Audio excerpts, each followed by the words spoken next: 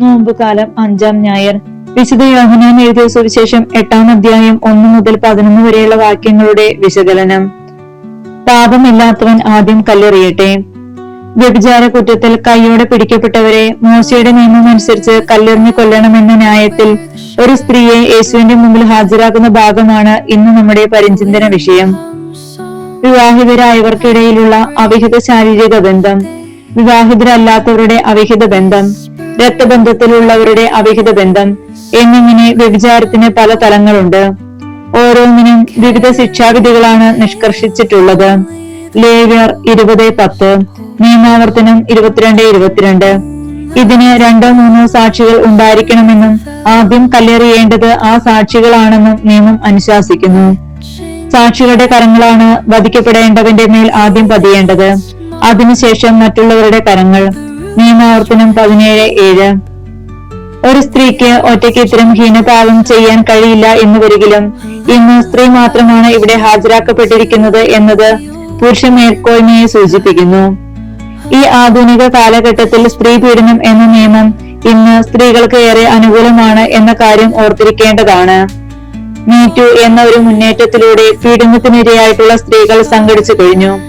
എന്നാൽ ഈ നിയമത്തിന്റെ ബലത്തിൽ പുരുഷന്മാരെ ആവശ്യത്തിനും അനാവശ്യത്തിനും കുറ്റക്കാരാക്കുന്ന പല സംഭവ പരമ്പരകളും നമുക്ക് ചുറ്റും അരങ്ങേറുന്നുണ്ട്.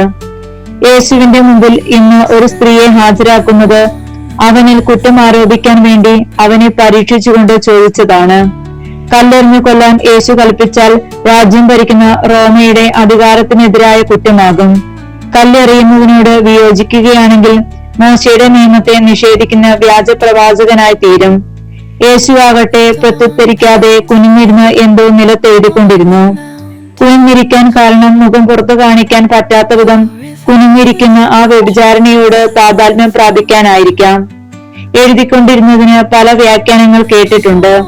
അതിൽ ഒന്ന്, യേശു അവിടെ തടിച്ചു കൂടിയിരുന്നവരുടെ പാദങ്ങളും അവരുടെ പേരുകളുമാണ് എഴുതിക്കൊണ്ടിരുന്നത് എന്നാണ്. മറ്റൊരു വ്യാഖ്യാനം, കടും ചുമപ്പായാലും അനുദപിച്ചാൽ മാഞ്ഞു പോകുന്നവയാണ് മനുഷ്യന്റെ പാപങ്ങളെന്ന് ഓർമ്മിപ്പിക്കാനാണ്. പഴയ നിയമത്തിലെ ദൈവകൽപ്പനകൾ എഴുതപ്പെട്ടത് കൽപ്പലകകളിലാണ്. എന്നാൽ പുതിയ നിയമത്തിലെ പാപങ്ങൾ യേശുവിനെ സംബന്ധിച്ചിടത്തോളം അനുതാപത്തോടെ മാഞ്ഞു പോകുന്ന പൂഴിയിൽ എഴുതപ്പെട്ടവയ്ക്ക് തുല്യമാണ്. തന്റെ മുമ്പിൽ ഹാജരാക്കപ്പെട്ട സ്ത്രീ പാപം ചെയ്തത് കണ്ടിട്ടുള്ള 3 സാക്ഷികളാണ് ആദ്യം കല്ലെറിയേണ്ടത് എന്നാണ് നിയമത്തിൽ പറയുന്നത്. ആ നിയമമാണ് പാപം ചെയ്യാത്തവർ ആദ്യം കല്ലെറിയട്ടെ എന്ന് അവരെ എല്ലാവരെയും സൂക്ഷ്മമായി നോക്കിക്കൊണ്ട് അവൻ ആവശ്യപ്പെടുന്നത്. അവന്റെ കണ്ണുകളിലെ കാർക്കശ്യം അവരെ ഭയപ്പെടുത്തി. മറച്ചു വെക്കാനാവാത്തവണ്ണം അവന്റെ കണ്ണുകൾ തങ്ങളുടെ ഉള്ളങ്ങൾ തിരിച്ചറിയുന്നവയാണെന്ന് അവർക്ക് തോന്നിയത് കൊണ്ടായിരിക്കാം മുതിർന്നവർ തുടങ്ങി ഓരോരുത്തരായി അവിടെ നിന്ന് സ്ഥലം വിട്ടത്. അവർ 2 പേരും ഒറ്റയ്ക്കായപ്പോൾ യേശു നിവർന്ന് ആ സ്ത്രീയോട് ചോദിച്ചു, സ്ത്രീയെ, അവർ എവിടെ?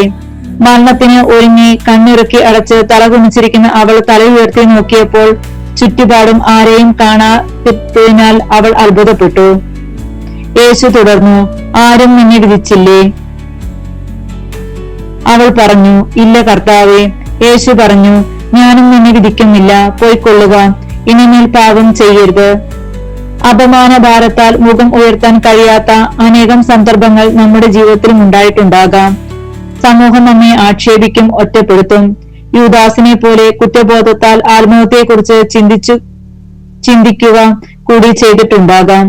ഇത്തരത്തിൽ ഏറ്റവും അപമാനകരമായ സാഹചര്യത്തിൽ തല താഴ്ന്നു പോയ പാപിനിക്ക് എപ്രകാരം യേശു പ്രത്യാശ നൽകി ജീവിതത്തിലേക്ക് തിരികെ കൂട്ടിക്കൊണ്ടുവന്നു എന്നത് നമുക്കൊരു പാഠമാകട്ടെ. ശാസന കൊണ്ടും ശിക്ഷ കൊണ്ടും ഈ ലോകത്തിൽ ആരെയും വീണ്ടെടുക്കാൻ കഴിയില്ല. പക്ഷേ സ്നേഹം കൊണ്ടും അനുകമ്പ കൊണ്ടും കീഴടക്കാൻ പറ്റാത്തവരായി ആരുമില്ല. പാപിയെ സ്നേഹിച്ചുകൊണ്ടും ശത്രുവിനോട് ക്ഷമിച്ചുകൊണ്ടും ദൈവസ്നേഹം എന്തെന്ന് ലോകത്തിന് നൽകിയ പാഠമാണ് വ്യഭിചാരത്തിൽ പിടിക്കപ്പെട്ട ഈ സ്ത്രീയുടെ കഥ.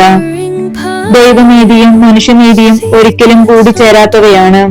കരുണയും സ്നേഹവുമാണ് ദൈവത്തിന്റെ നീതി. പാപത്തോട് സഹിഷ്ണുതയില്ലാത്തതും എന്നാൽ മനുഷ്യവ്യക്തിയെ വീണ്ടെടുക്കുന്നതുമാണ് ആ ദൈവിക നീതി.